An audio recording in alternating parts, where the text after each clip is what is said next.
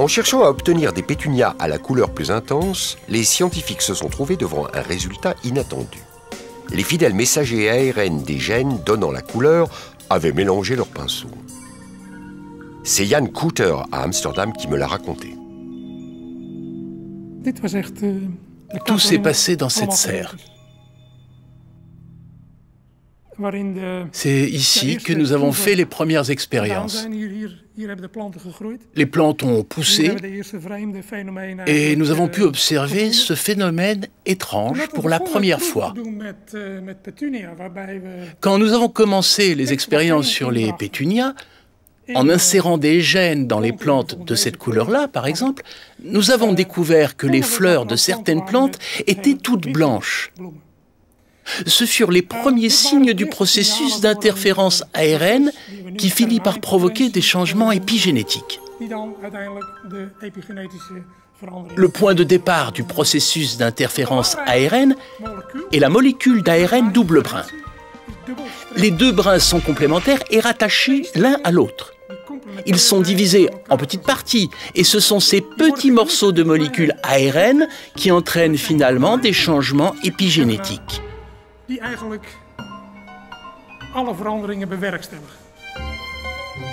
Ainsi, certains de ces micro-ARN vont sortir du noyau de la cellule et neutraliser les ARN messagers du gène de la couleur déjà présent.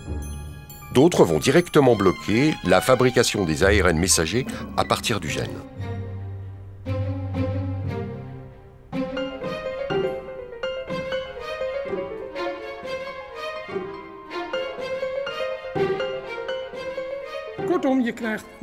En fait, vous pouvez obtenir des fleurs toutes blanches, comme ici,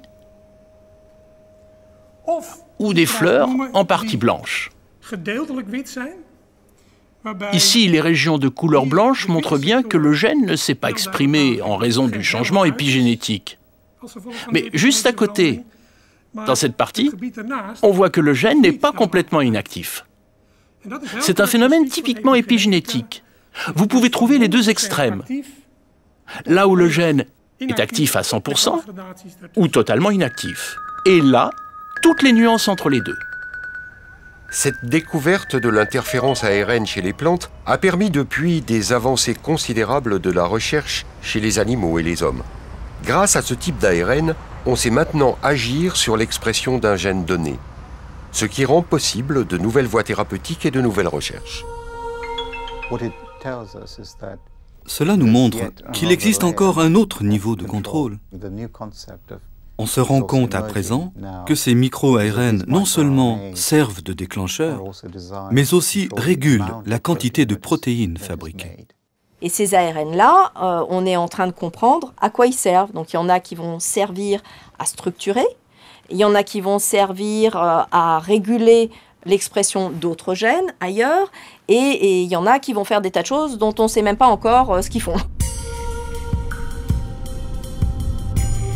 À présent, je savais que l'activité des gènes d'une cellule est contrôlée par la structure de son noyau, par la manière dont l'ADN s'enroule autour des histones et par tous les ARN qui circulent dans la cellule.